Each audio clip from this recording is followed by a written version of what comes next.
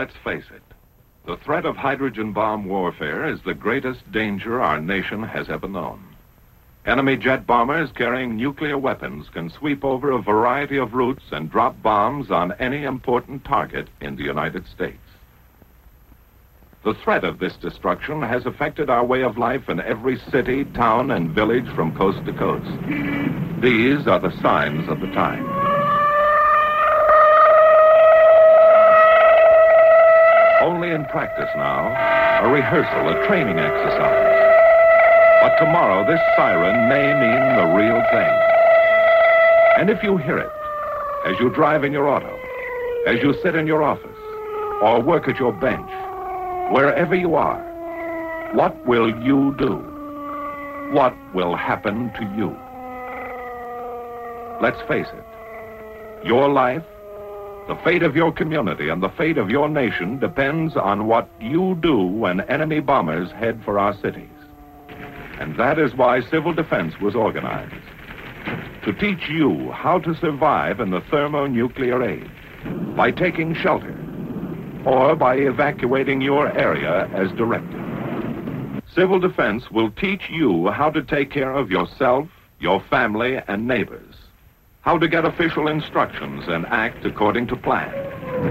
In time of atomic attack, the usual professional services, police, fire, welfare, hospital, and ambulance, could be bombed out, too busy, or unable to get to you and your family. Civil defense control points would function as the nerve centers for dispatch of organized assistance to disaster areas from outside the target districts. Every preparation is being made to deal with emergency conditions which would be created by enemy attack. To provide for communication with the public during an actual attack, our broadcasting industry and the federal government developed CONELRAD. This system permits the broadcasting of official news and civil defense instructions without helping enemy navigators find our cities by following radio beams. The CONELRAD frequencies are 640 and 1240 on your standard radio dial. A hazard unique to nuclear warfare is radioactive fallout. Unseen, unheard, and odorless, this substance can only be detected with sensitive instruments. Special training is necessary for radiological safety experts. Their duties will be to check radiation levels in both damaged areas and probable fallout areas.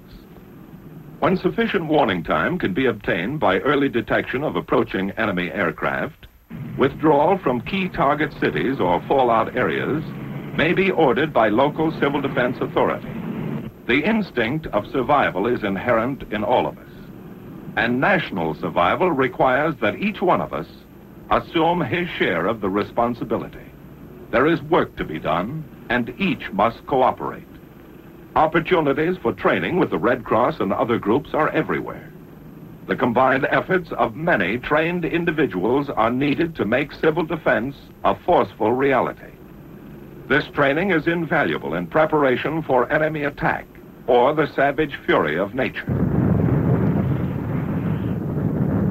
Experience in past disasters has proved the value of advanced training and the need for more stockpiling of emergency food supplies, medicines, and other critical items to care for the injured and homeless.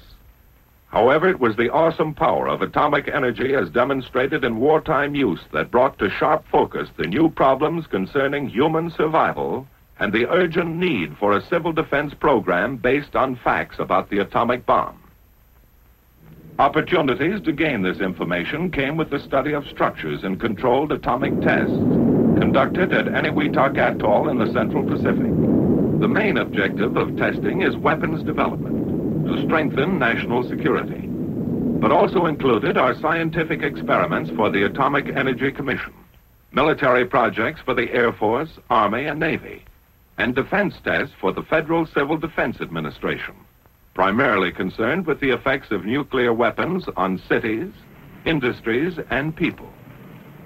The tremendous effects of heat and blast on modern structures raise important questions concerning their durability and safety. Likewise, the amount of damage done to our industrial potential will have a serious effect upon our ability to recover from an atomic attack. Transportation facilities are vital to a modern city. The nation's lifeblood could be cut if its traffic arteries were severed. These questions are of great interest not only to citizens in metropolitan centers, but also to those in rural areas who may be in a danger zone because of radioactive fallout from today's larger weapons. We could get many of the answers to these questions by constructing a complete city at our Nevada proving ground and then exploding a nuclear bomb over it.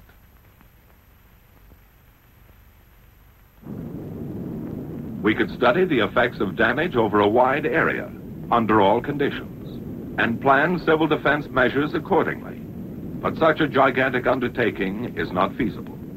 Instead, we build representative units of a test city, with steel and stone and brick and mortar, with precision and skill, as though it were to last 1,000 years.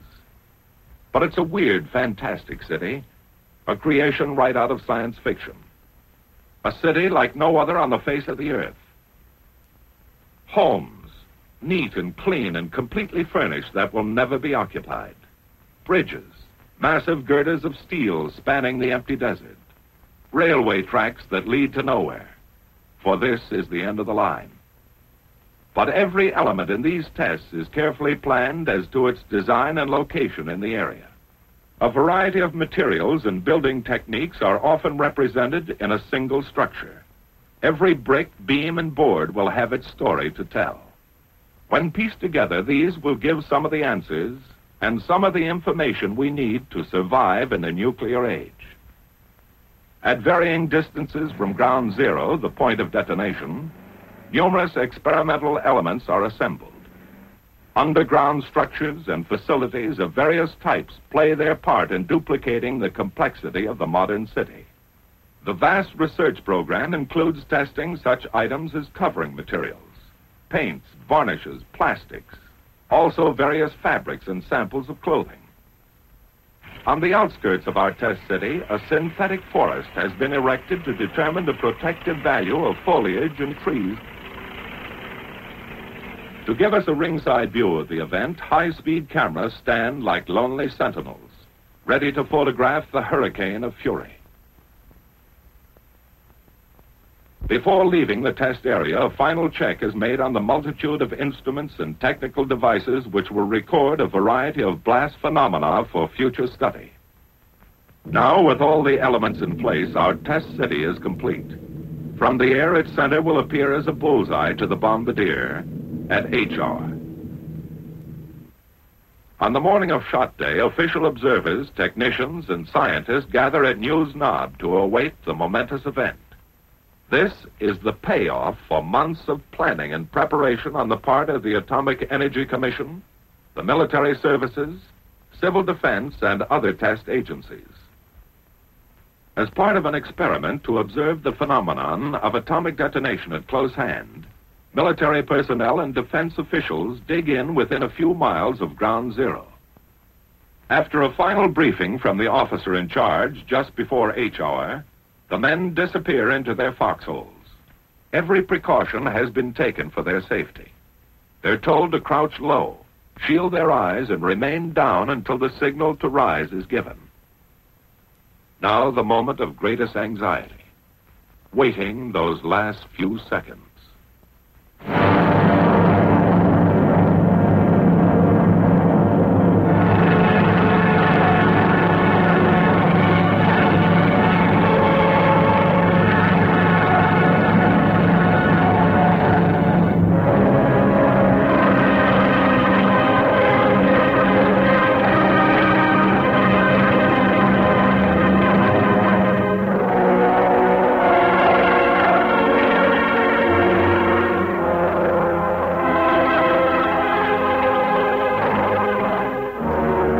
Seconds later, the blast wave reaches the trenches.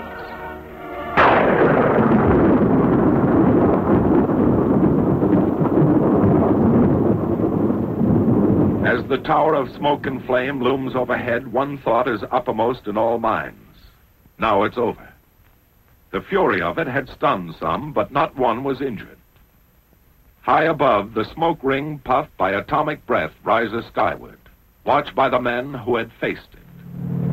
A scouting party takes the first look at the scattered wreckage of the test city. The imprint left by the hurricane of fire and blast remains here for us to read and analyze. From studies of ruins and damage such as this, we get the hard-to-come-by knowledge that helps us form rules for survival in modern warfare. While only atomic bombs are tested in Nevada, the results can be scaled for the larger, far more powerful thermonuclear weapons. A hydrogen bomb will destroy a greater area than the atomic bomb and will release more dangerous radioactive materials. But the problems of rescue caused by blast and fire along the periphery of damage remain the same. In these fringe areas, civil defense training can save many lives, lessen damage from secondary fires, and help establish emergency facilities. Now, in a helicopter, the radiological safety men measure the amount of radiation. When readings indicate safety for human beings, the troops are led in for a tour of the area.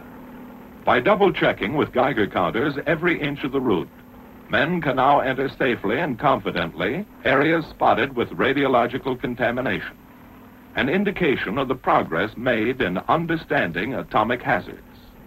And thus, each test adds to our growing fund of knowledge. For it is only by investigating and experimenting that we get the facts to keep our military and civil defense program up to date and effective. Every bit of twisted steel makes its contribution. Blackened ruins and ashes of a structure add another chapter. The shattered wreckage of a dwelling offers an eloquent testimonial. Piece by piece, like the parts of a jigsaw puzzle, our story is assembled, analyzed, and evaluated. Then the survival facts are made available to you through your local civil defense program. In the thermonuclear age, civil defense, like military defense, must be flexible. It must develop and grow, even as the forces that threaten our existence. And so, until men of goodwill have turned this awesome power to peaceful uses, let us recognize the threat to our way of life, the threat to our survival. And let's face it.